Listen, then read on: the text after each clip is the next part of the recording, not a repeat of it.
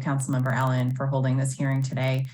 I'm glad we have such a robust witness list, and I appreciate you being very specific about the questions we're looking to answer today.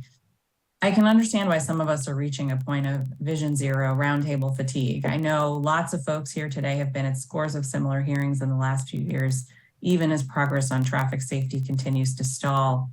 I think many of us hold out hope that we could just design our way out of the traffic violence, but while a true multimodal, safe, and self-enforcing street is, of course, our gold standard, engineering does not work at the speed of the lives we're out to save.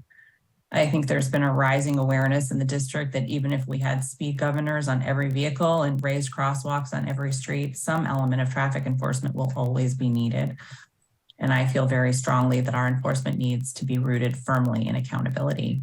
I co-introduced Councilmember Henderson's legislation last council period to levy license points for automated traffic enforcement infractions, which would ground enforcement in the actual liability to have a license or use a vehicle rather than just levying fines. And I agree with Councilmember Allen, we need to be focused on behavior, not just unpaid tickets. Enforcement shouldn't be rooted in who can pay. Unfortunately, whenever this council has suggested measures to improve accountability in traffic enforcement, it's been met with resistance from elsewhere in government. Recently, there's the mayor raiding the automated traffic enforcement revenue that was meant to fund Vision Zero Omnibus and other critical traffic safety initiatives, as Councilmember Allen was just saying, completely severing the tie between enforcement and safety improvements and playing into the hands of ATE's harshest critics.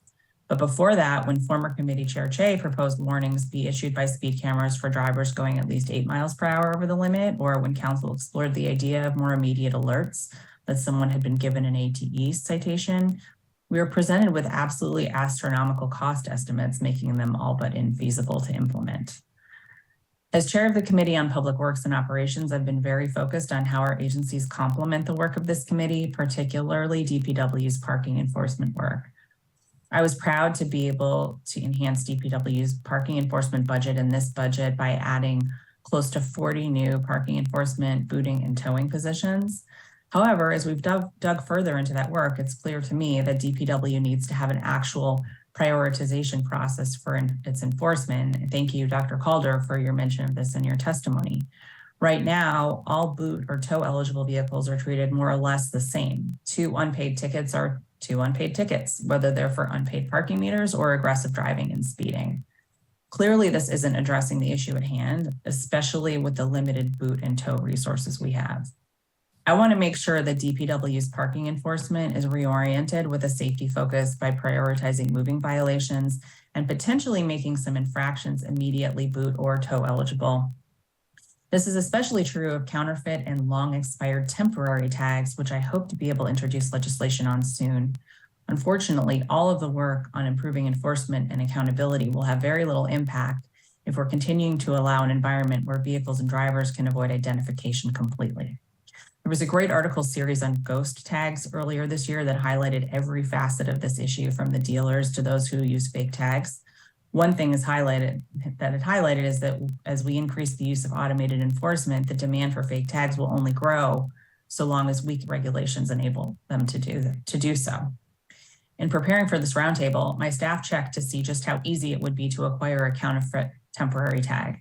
Within 20 minutes of searching, you can be connected over Facebook with multiple sellers who will send you a 60-day tag in any state with very little information needed.